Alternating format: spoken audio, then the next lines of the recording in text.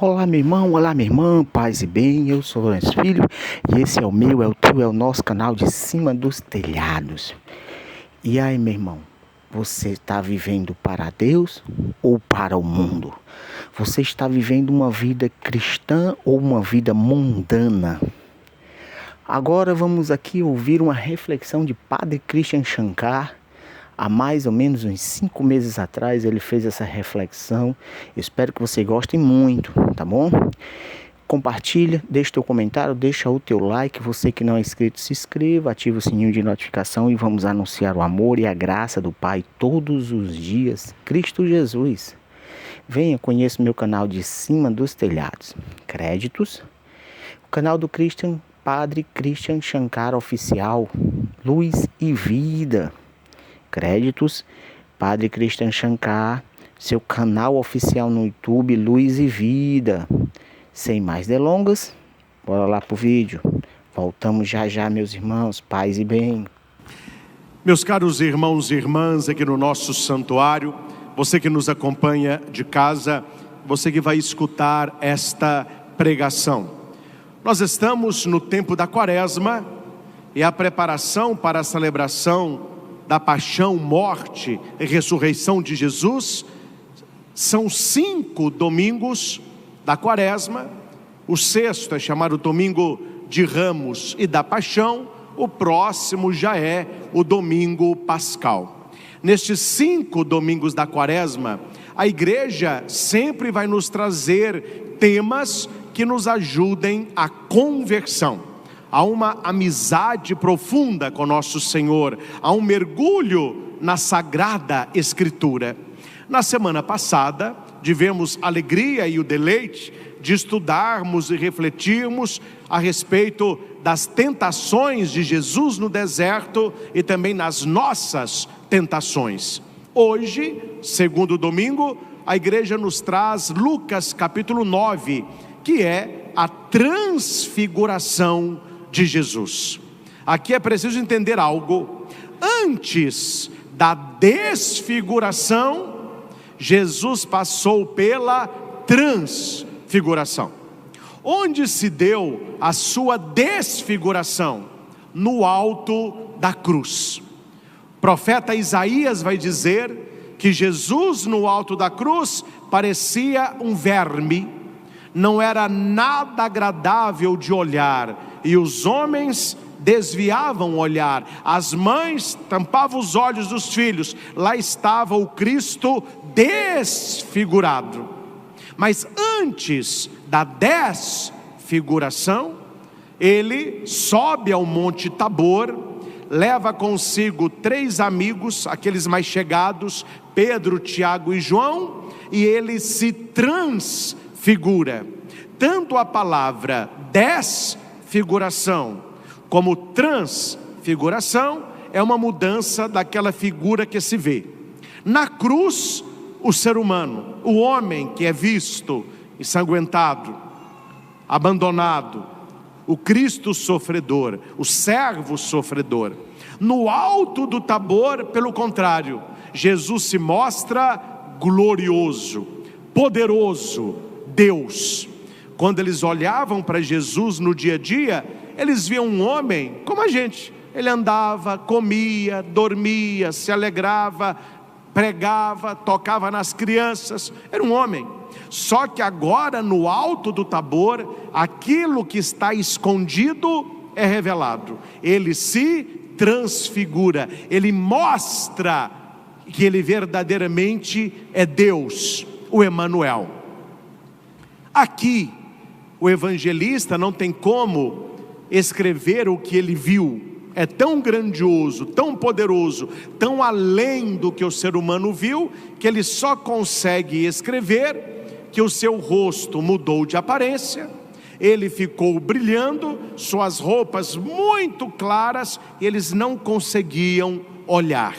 Ali aparece Moisés e Elias, a lei e os profetas. É como se o Antigo Testamento se cumprisse em Jesus, que é o Messias. Aqui é necessário uma questão: por que da transfiguração? Qual a necessidade da transfiguração. Há dois motivos, um que veio antes e o outro que virá depois. O motivo anterior é a tristeza, o cansaço, o desânimo que parou e pairou sobre os discípulos quando Jesus disse para que eles iam para Jerusalém.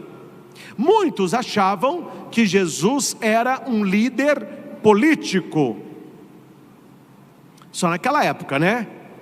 Hoje em dia ninguém anda pregando política dentro da igreja, ninguém mistura as coisas, mas naquela época eles misturavam aquilo que era de Deus e aquilo que era politicagem. Muitos achavam que Jesus seria um rei político, que ele arrancaria Israel do poder do Império Romano, ele se sentaria no trono de Pilatos e ele seria o rei dos reis, e ele governaria com liberdade aquele povo e instalaria o reino de Deus. E esta conversa, este bochicho, estava entre os discípulos. Nós já vimos alguns. Quem de nós é o maior? Quem de nós é o mais importante? Jesus vai chamar a atenção. Para o mundo é assim, eles se escravizam e querem o poder. Entre nós não deve ser assim. Um outro texto, quando a mãe dos filhos de Zebedeu vai chegar para Jesus e vai pedir: olha, quando tu estiveres no teu reino, deixa que um filho meu se sente à direita e o outro à esquerda. Mas ela não está falando do reino dos céus, ela está falando do reino da terra. Quando Jesus notou que os seus discípulos estavam confundindo as coisas, ele começa a revelar o plano do Pai. E ele vai dizer: estamos indo para Jerusalém, e lá eu vou ser preso, eu serei açoitado, eu serei morto, mas ao terceiro dia eu ressuscitarei. É para isso que nós estamos caminhando para Jerusalém. Imagine, meus irmãos, a tristeza dos apóstolos quando ouviram da boca do seu mestre, do seu amigo, que ele estava indo para a morte e não para o reinado. Ele estava indo para a cruz e não para o governo. Os discípulos ficaram chateados, desanimados. Pedro, que é aquele que fala, chama Jesus no cantão e diz para ele: Deus não permita que uma desgraça dessa te aconteça. E Jesus é firme com Pedro: afasta de mim, Satanás, vai para trás de mim, você está escandalizado porque você não pensa as coisas de Deus, você pensa as coisas dos homens, você está pensando nas coisas aqui de baixo, eu estou buscando as coisas lá do alto. Então Jesus nota que os discípulos ficaram tristes, perderam a esperança, estavam cabisbaixos. O que é que Jesus faz? Ele dá um ânimo para o grupo, levando estes três para o alto do monte Tabor. Jesus subindo este monte, ele nos revela que ele é o novo Moisés, que subiu o monte Sinai para receber as tábuas da lei, e lá em cima ele se transfigura, ele mostra o seu poder, a sua glória. Por que isso? Para o evento que viria depois no Getsêmani, quando Jesus estava suando sangue, angustiado e sofrendo. Os discípulos precisavam entender que ninguém o colocou ali. Ninguém tem poder de aprisionar o Filho de Deus. E eu vou além: ninguém tem poder de matar Deus numa cruz, a não ser que Ele se entregue. Ele que é o Cordeiro de Deus, aquele que vai tirar o pecado do mundo. Então esses dois momentos culminam na transfiguração: o anúncio da morte e o sofrimento no Getsêmani. Prestem atenção, porque Pedro, João e Tiago são aqueles que ele convida para o Getsêmani e pede: rezem comigo, porque a minha alma está angustiada. Ou seja, na sua vida e na minha vida, existem esses dois lugares.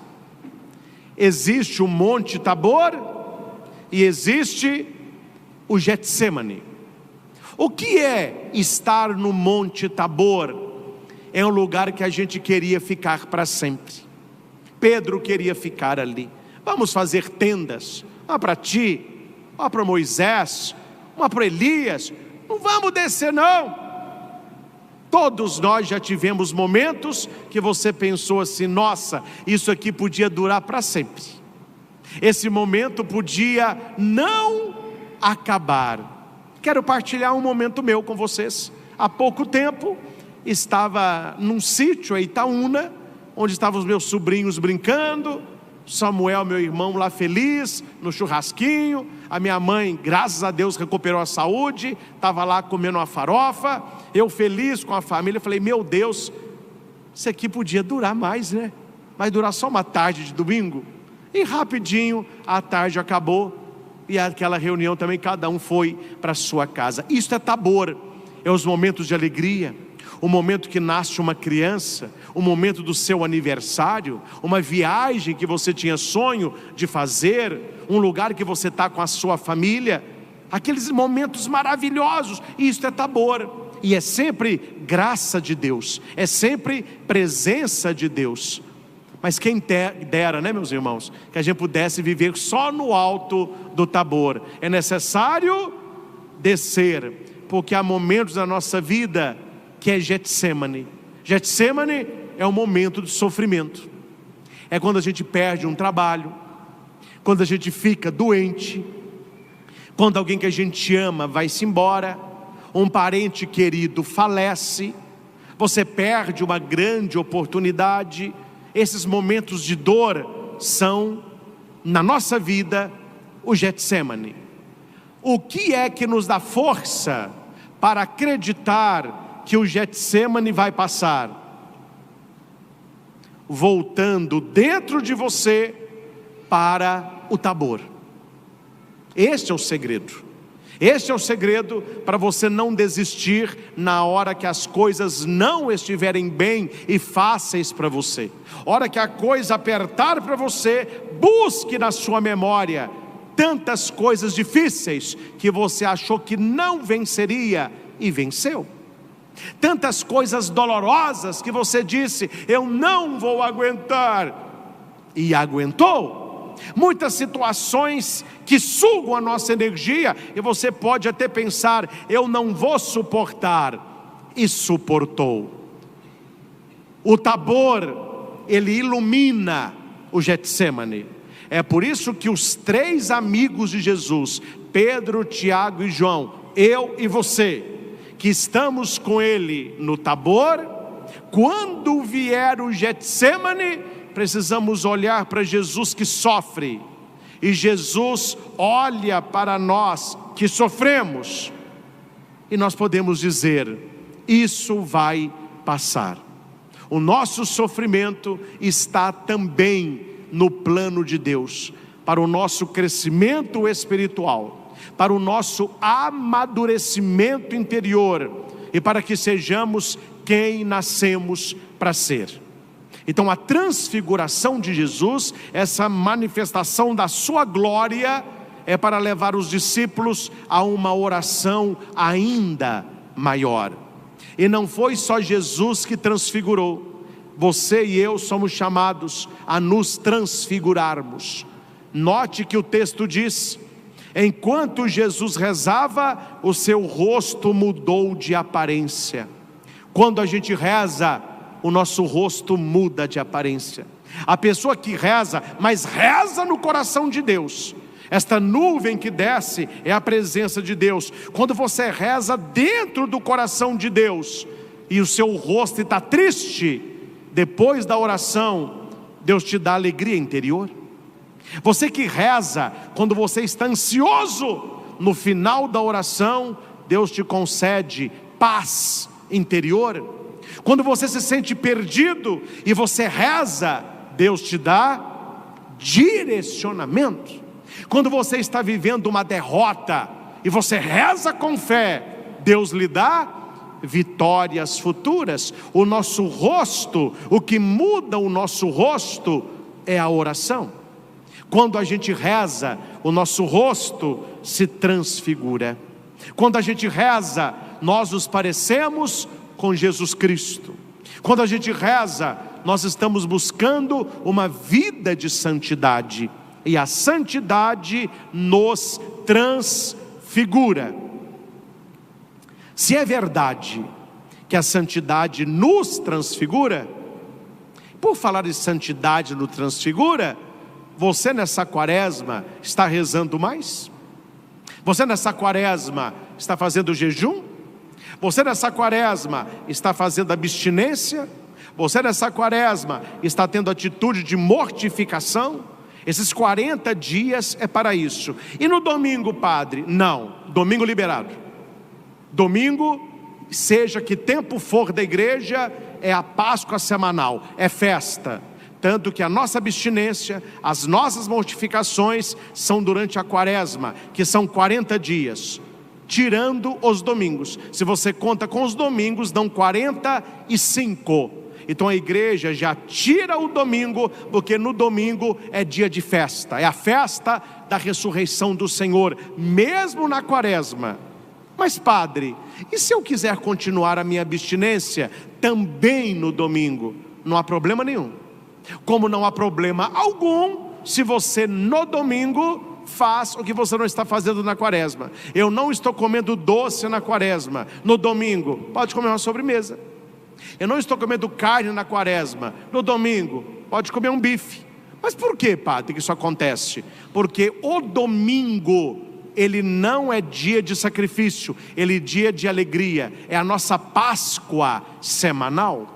Até nos mosteiros, nos conventos, nos seminários, no domingo a comida é mais festiva, mesmo na quaresma. Mas não há problema nenhum se você quiser fazer a quaresma contínua, pegando também os domingos. Mas não é pecado se no domingo você festeja, mas ali você coloca um sentido: eu não estou comendo doce, porque eu comerei hoje, porque é domingo, dia do Senhor, é o dia que Ele ressuscitou. Não é só para matar a vontade, não.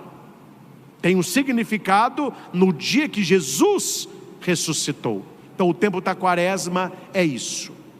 Voltando, se é verdade que a transfiguração vem pela busca da santidade, cuidado, meus irmãos, porque o pecado vem a desfiguração.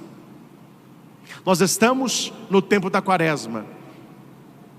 Para aquele que está rezando, se afastando do pecado, lutando contra a tentação, às vezes quando dá, acordando mais cedo para rezar o Santo Rosário, fazendo pequenas mortificações, você está buscando transfiguração.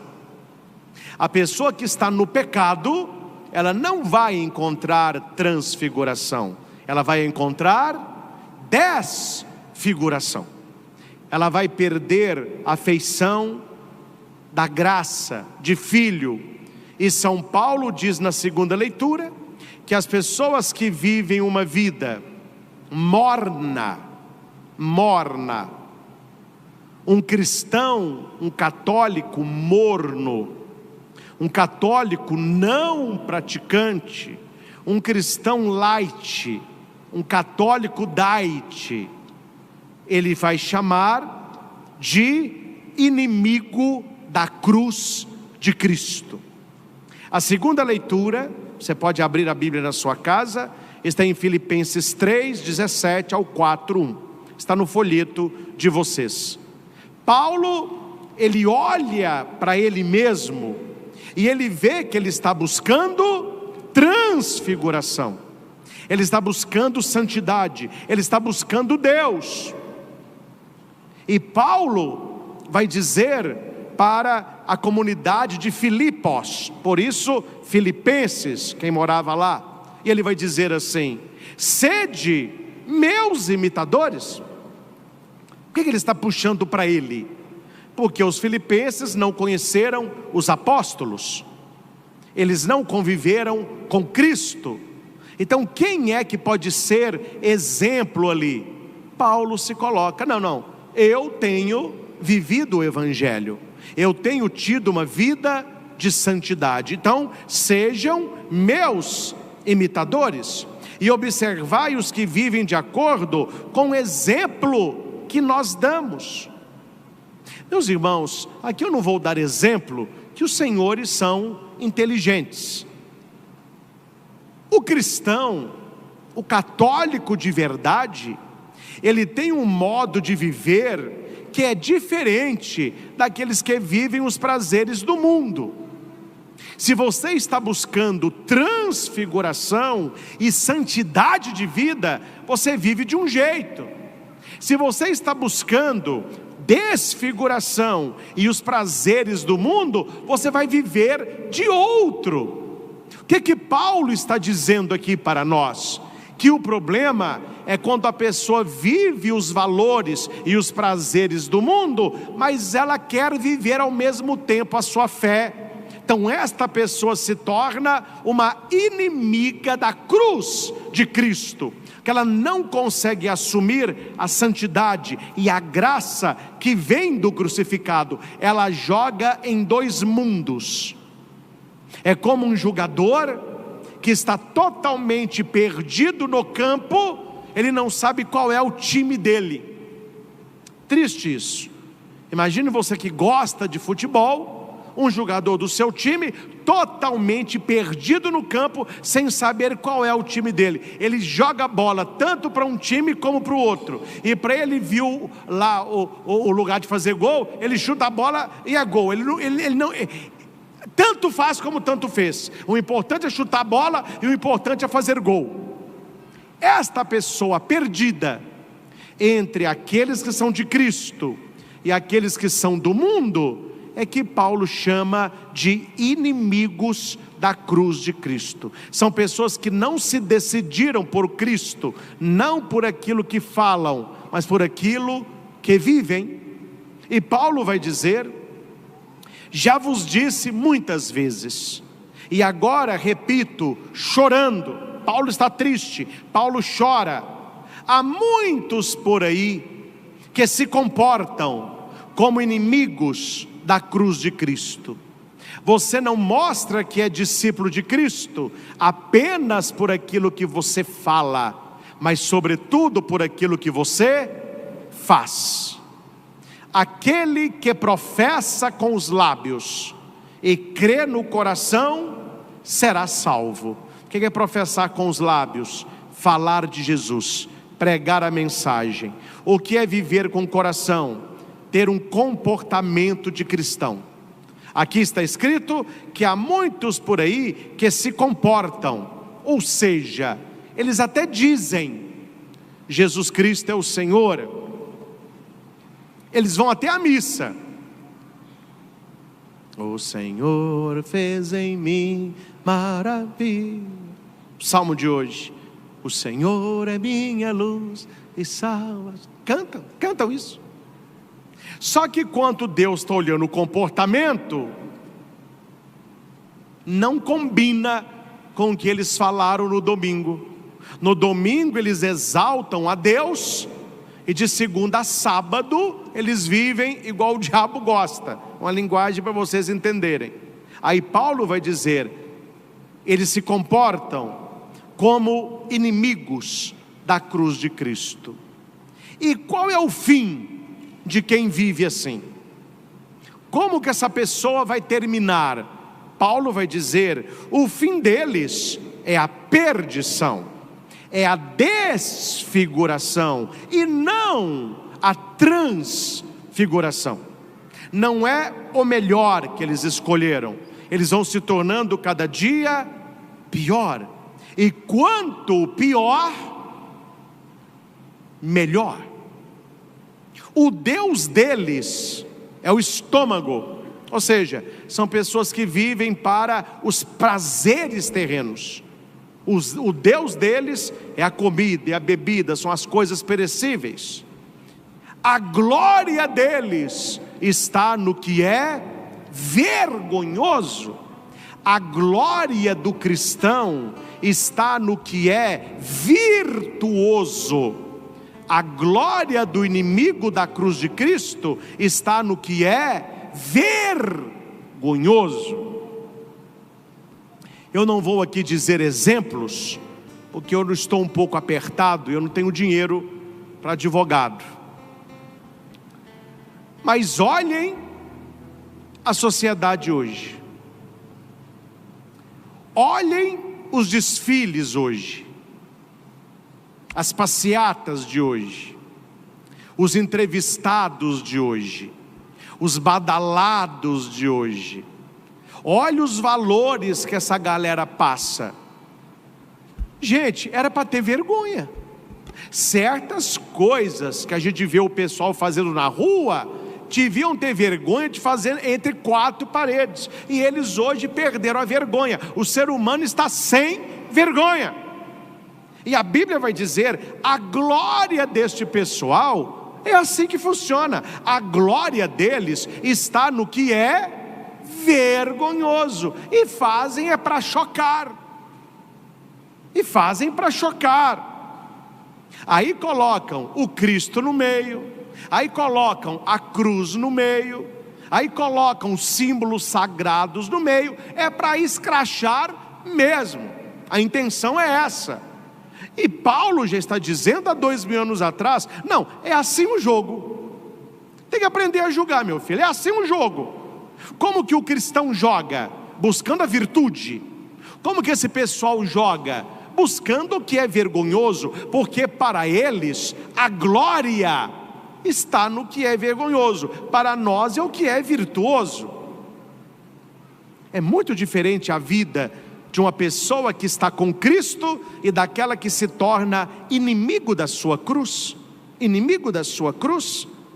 Pessoas que só pensam nas coisas terrenas. Não é que nós não podemos pensar nas coisas da nossa vida, mas nós precisamos preparar o nosso fim. Nós caminhamos para o fim, ninguém fica para a semente. E qual é o nosso fim? A nossa morte. E o que virá depois da nossa morte? A transfiguração eterna, que é o reino dos céus, ou a desconfiguração, que é a perdição eterna. O fim deles é a perdição. Paulo vai dizer com alegria, aqui nós temos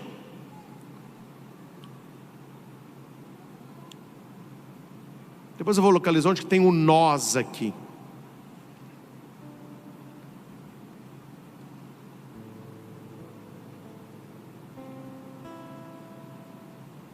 Tá bom, depois eu localizo. O que eu quero citar é o versículo 20 da segunda leitura, que ele faz paralelo com um outro nós da liturgia de hoje.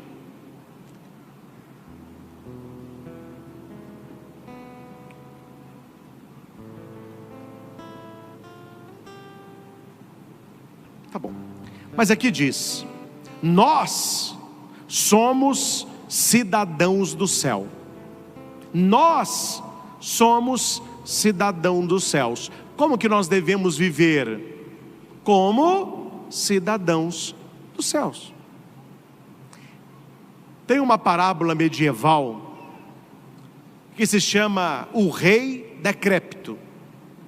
Havia um reino que disse assim, esses reis que assumem o trono e ficam até morrer, eles reinam demais. Se é um rei bom, graças a Deus, mas se é um rei ruim, meu Deus do céu, até que esse rei morre, misericórdia.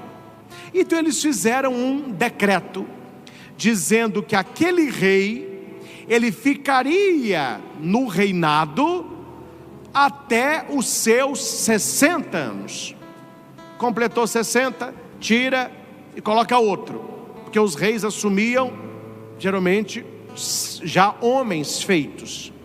E os reis, quando assumiam, pensavam, então vou ficar só até 60? Deixa eu esbanjar, deixa eu comer à vontade, deixa eu ter mulheres, deixa eu ter riqueza. Mas o rei estava esbanjando. Só que tem um problema. Quando o rei completava 60, eles colocaram o rei num barquinho. O rei podia levar no barquinho o que queria, e eles mandavam ele para uma ilha deserta. Lá ele durava alguns dias, depois ele morria, para não interferir na vida do rei regente. Só que havia um rei que tinha o que nós precisamos ter. Preste atenção nisso. E não é só na vida espiritual, em todas as áreas da vida. Nós precisamos ter visão de futuro. No meu trabalho, eu quero chegar aonde? Onde eu quero estar daqui a 5, 10, 15 anos? No meu casamento, qual que é a visão de futuro que eu tenho junto à minha esposa e ao meu marido? Você que é jovem, está aí nas provas, faculdade, está acabando o período de estudo, qual é a sua visão de futuro? Na sua fé, qual é a sua visão de futuro, de espiritualidade? Aqueles outros reis, eles só tinham visão de presente. O negócio deles era comer, o Deus deles era o estômago, era prazer, era mulher. Aí assume um rei, mais jovem. Ele disse: reinarei até os 60. E depois? Aí ele chamou seu conselheiro e disse: quando eu completar 60 anos, o que vai acontecer comigo? Majestade, ninguém nunca perguntou, mas a verdade vou lhe contar. O senhor será colocado num barco, pode levar o que couber no barco, um cobertor, um pouco de comida, água, e o senhor vai para aquela ilha deserta, e lá o senhor ficará até morrer. O rei: então é isso? Tá bom. No outro dia, chamou os seus melhores construtores e falou com eles assim: eu quero que você com a sua família faça uma casa boa para vocês, lá na ilha. E lá, vá construindo uma casa para mim. Majestade, o que nós vamos comer? Um minutinho só. Chamou a cozinheira e disse: quais são os melhores agricultores que nós temos? Chame para mim os 10 melhores. Chegaram os 10. Quero que vocês peguem as melhores sementes, os melhores adubos, levem para aquela ilha e façam lá uma bela plantação de grãos e de frutos. Pegou alguém e disse: quero que você descubra lá se tem água potável, se não, faça um grande estoque, nós vamos precisar. Começou a treinar soldados: vocês vão vigiar a ilha. Quando ele chegou aos 60 anos, que terminou o seu tempo, ele entrou no barco, e muita gente que estava no reino dizia para o rei: deixa a gente ir com você, fiquei sabendo que lá está muito melhor que aqui. Esse é dos meus, esse é dos meus. O que esse rei fez? Preparou o seu. Meus irmãos, quando a gente não estiver numa canoa, mas estiver num caixão, nós estaremos indo para o lugar melhor ou pior. Durante a sua vida, você está preparando este lugar melhor para onde você vai? Nunca pensei nisso, padre. Você está vivendo uma vida como inimigo da cruz de Cristo. A sua vida é de desfiguração. Se você está na transfiguração, você sabe, por mais que eu viva neste planeta, por mais que eu viva esta vida, não é nada comparada à eternidade. Uma vez na aula de metafísica no seminário, nosso professor era Paulo Augusto, PhD, inteligência.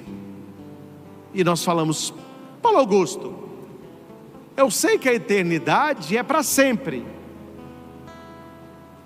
mas mostra para nós assim algo que nós possamos entender como eternidade. Ele falou: consigo. Presta atenção no que ele disse. Pegue uma montanha da altura de um prédio de 5 andares, todo de ferro, é uma montanha de ferro. De 100 em 100 anos, vem um passarinho e dá uma bicada nesta montanha de ferro. O dia que ele conseguir fazer um buraquinho no ferro, será o início da eternidade.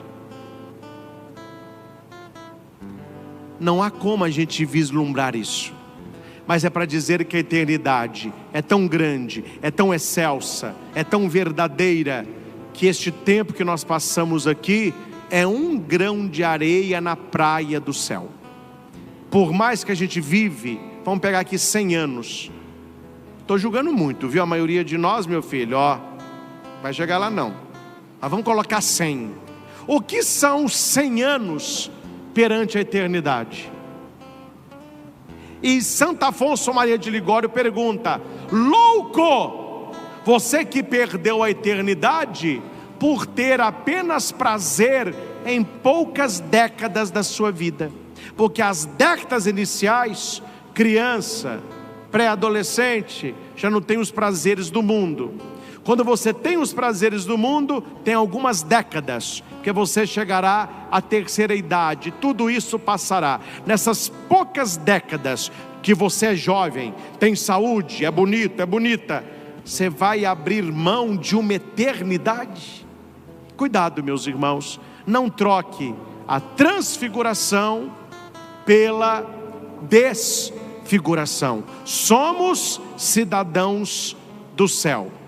E a leitura termina, a segunda leitura: continuai firmes no Senhor. Não estou dizendo que é fácil, estou dizendo que é necessário. Continue firme no Senhor. Está rezando? Continue firme. Está vindo à missa? Continue firme. Está lendo a Bíblia? Continue firme. Está buscando a devoção à Nossa Senhora? Continue firme. Está se interagindo com seu anjo da guarda? Continue firme. Está levando as pedradas da vida? Está sofrendo a tentação? Está abrindo mão de muita coisa, sendo criticado até pela tua família?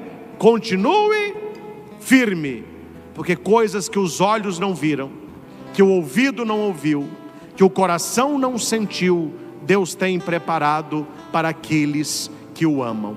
Então, meus irmãos, nos comportemos não como inimigos da cruz de Cristo, mas como aqueles que fomos salvos por Ele. Jesus carregou a sua cruz, nós temos a nossa de cada dia. E não é bom pedir que o Senhor tire a cruz, mas que Ele nos dê força para carregá-la.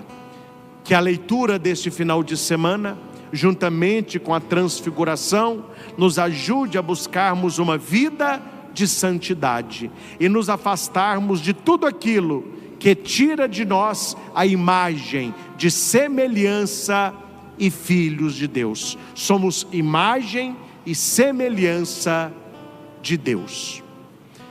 A você que está aqui no santuário, a você que está em casa, eu tenho um conselho: assista a pregação antes dessa, que é o estudo da parte da manhã do Evangelho da Transfiguração. Nós estudamos com profundidade a questão da nuvem, que para mim é o mais bonito do Evangelho. Qual é esta nuvem que estava no alto do Tabor? A nuvem que paira sobre a nossa casa, sobre a nossa vida. Quando nós rezamos, esta nuvem tem que descer, nós precisamos estar dentro desta nuvem, o nosso lugar é dentro desta nuvem. Pedro teve medo dentro da nuvem, mas foi de dentro da nuvem que ele escutou a voz de Deus: Pai, este é o meu filho. Então a pregação da manhã certamente vai acrescentar muito nessa pregação da noite, onde eu aprofundei a segunda leitura. A primeira leitura de Gênesis, de Abrão, a aliança de Deus com ele, foi pregada também na parte da manhã. E o Salmo nós estudamos antes da adoração pela TV Evangelizar. No YouTube ele vai ao ar na segunda à noite. Então essas 3 pregações nos ajudam a aprofundarmos bem na liturgia dominical do segundo da quaresma. Permaneçamos firmes no Senhor. Começamos a quaresma juntos, vamos terminar com a glória, com o domingo pascal. Ao Senhor Jesus, que nos chama com Ele a uma vida de transfiguração, toda honra, toda glória e todo louvor. Louvado seja nosso Senhor Jesus Cristo, para sempre seja louvado. Para sempre seja louvado. E aí, meu irmão, minha irmã, vocês gostaram? Espero que sim. Mais uma vez, créditos, Padre Christian Shankar, o seu canal oficial aqui no YouTube, Luz e Vida. Eu vou deixar o link aqui na descrição, tá bom? Do canal do Padre Christian Shankar, desse vídeo. Meu irmão, minha irmã, espero que você tenha gostado. Deixa o teu comentário, deixa o teu like. Você que não é inscrito, se inscreva e venha participar da nossa família de cima dos telhados. Que Deus te abençoe, que Deus te ilumine, paz e bem. Estivemos e sempre estaremos reunidos em nome do Pai, em nome do Filho, em nome do Espírito Santo. Amém.